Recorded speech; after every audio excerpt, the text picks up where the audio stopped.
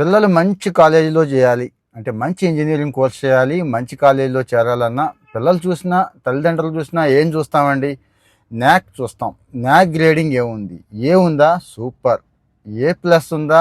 ఇంకా సూపర్. ఏ plus plus ఉందా? అబ్బో తోపు అన్నట్టుగా చూస్తాం కదా. అక్కడే పప్పులో కాలేస్తున్నాం. జాగ్రత్తగా ఉండాలి అని చెప్తున్నానండి. రీసెంట్గా కేఎల్ యూనివర్సిటీ ప్రెసిడెంట్ని అరెస్ట్ చేశారు, వీసీని అరెస్ట్ చేశారు. NAAC national assessment accreditation council అని ఒకటి ఉంటుందండి. వీళ్ళు కాలేజీలకి రేటింగ్ ఇస్తారు, ర్యాంకింగ్ ఇస్తారు. అంటే కాలేజీలో ఉన్న ఫెసిలిటీస్తో పాటు అక్కడ ఉన్న ఎడ్యుకేషన్ స్టాండర్డ్స్, ప్లేస్మెంట్ సిస్టము అన్నీ చూసి ఓహో ఈ కాలేజ్ అద్భుతం అని చెప్పి ఒక రేటింగ్ ఇస్తారు.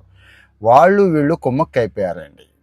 ఆ న్యాక్ వాళ్ళకి వీళ్ళు లక్షల్లో లంచాలు, బంగారాలు, ల్యాప్టాప్లు, ఇంకా అవి ఇవి లేవు, ఏదంటే అది లంచాలు ఇచ్చేశారు. బ్యాడ్ లక్ ఏంటంటే సిబిఐకి దొరికిపోయారు. ఇప్పుడు ఓచర్ లెక్క పెడుతున్నారు, రిమాండ్లో ఉన్నారండి, ఎంక్వైరీ జరుగుతోంది. సో ఒక యూనివర్సిటీ చేస్తోంది, అది కూడా ఫేమస్ యూనివర్సిటీ చేస్తోంది అంటే మిగిలిన యూనివర్సిటీలన్నీ మడిగట్టు కూర్చున్నాయి అంటారా?